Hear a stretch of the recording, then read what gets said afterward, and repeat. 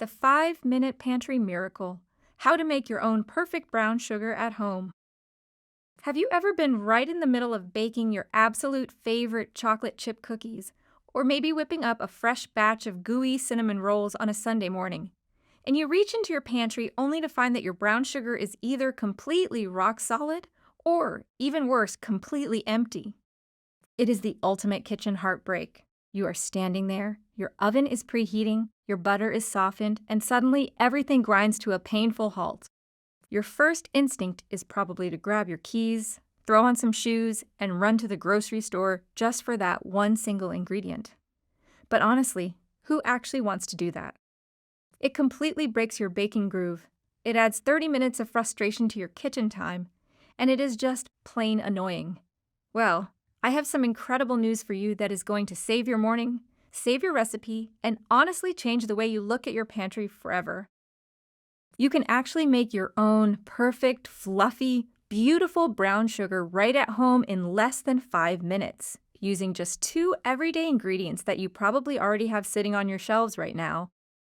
Let's talk about what brown sugar actually is for a second, because it sounds a lot more complicated than it actually is. When you buy a bag at the store, it isn't some magical, rare variety of sugar that grows differently out in a field. At its core, commercial brown sugar is literally just regular white granulated sugar that has had a little bit of molasses added back into it during processing. That is the big secret. The deep, rich caramel-like flavor, the beautiful warm color, and that soft, moist texture we all love so much.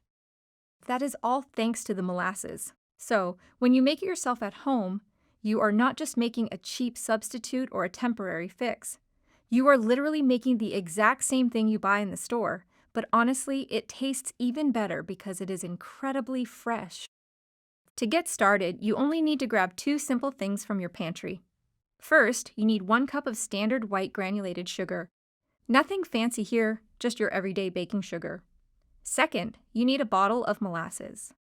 Now, if you're looking at your molasses options and wondering which one to grab, regular unsulfured molasses, like the classic grandma's brand you see in the baking aisle, is absolutely perfect for this. Try to avoid blackstrap molasses if you can, because it has a really intense, deeply bitter flavor profile that can totally overwhelm the sweetness of your sugar and throw off the balance of your baked goods. The beauty of this homemade method is that you have total control over the final product, which means you can easily customize it depending on what your specific recipe calls for. If you look at your recipe and it asks for light brown sugar, you are going to use exactly 1 tablespoon of molasses for every cup of white sugar. Light brown sugar has a delicate, subtle hint of caramel flavor that works beautifully in everyday chocolate chip cookies, classic pound cakes, or fruit pies where you don't want the sugar to overpower the main ingredients. On the other hand, if your recipe specifies dark brown sugar, or if you just really love a deep, robust flavor, you're going to bump that up to 2 tablespoons of molasses per cup of white sugar. Dark brown sugar has a much higher moisture content and a wonderfully strong, almost toffee-like depth to it. It is absolutely essential for things like rich gingerbread cookies, dark molasses cakes, homemade barbecue sauces, or a really hearty morning oatmeal. Knowing this simple ratio gives you so much freedom in the kitchen because you never have to buy 2 separate bags of sugar ever again. Now that you have your ingredients ready to go, let's talk about the tools you will need to bring this all together.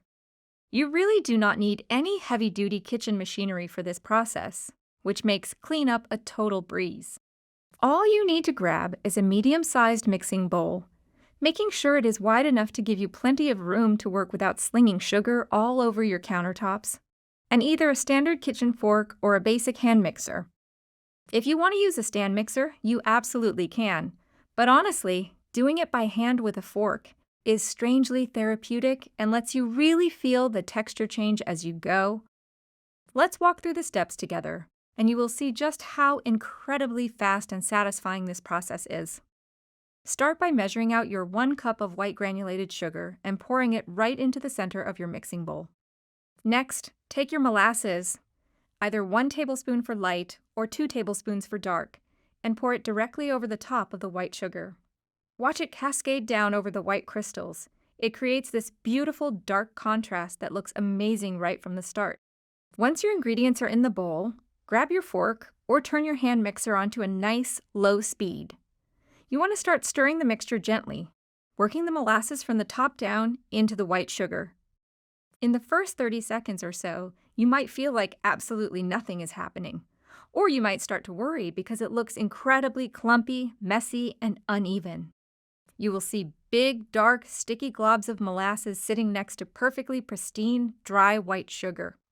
Do not panic at all if it looks like a disaster at first. That is completely normal and exactly how it is supposed to look in the beginning stages. As you continue to mix, you want to use the back of your fork or the beaters of your mixer to really press and smash those dark molasses clumps down into the dry sugar. This pressing motion is the real secret to the whole process.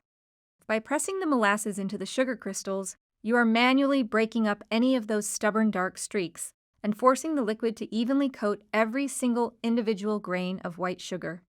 Keep working your way around the bowl, scraping down the sides as you go to make sure no dry white sugar gets left behind at the bottom. After about 2 or 3 minutes of consistent mixing and pressing, you are going to notice a magical transformation happening right before your eyes. The stark white sugar and the dark molasses completely disappear, blending together into a perfectly uniform, gorgeous shade of warm brown sugar. The texture will completely shift from being a dry, gritty powder into something that is wonderfully soft, heavy, and moist. To finish it off and achieve the absolute best possible texture, I love to do one final hands-on step. Clean your hands thoroughly, reach right into the bowl, and take a handful of the sugar. Gently rub the mixture back and forth between your fingers and your palms. This manual friction helps to break up any microscopic micro clumps that the fork or mixer might have missed, and it infuses a tiny bit of warmth into the mixture. As you do this, you will feel the sugar instantly soften up even more, turning into that perfectly crumbly, packable texture that holds its shape completely when you press it into a measuring cup. And just like that, you are completely done. You have officially created your very own batch of fresh, homemade brown sugar.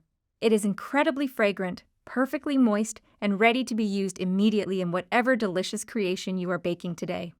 You completely skipped the stressful grocery store run. You saved money, and you learned a brilliant kitchen hack that you can rely on for the rest of your life. If you happen to make a double batch or have some left over, storing it properly is super easy. Just place it into a completely airtight container or a heavy-duty zip-top bag, making sure to press out as much excess air as you can before sealing it up. Keep it in a cool, dark place like your pantry, and it will stay perfectly soft and fresh for months.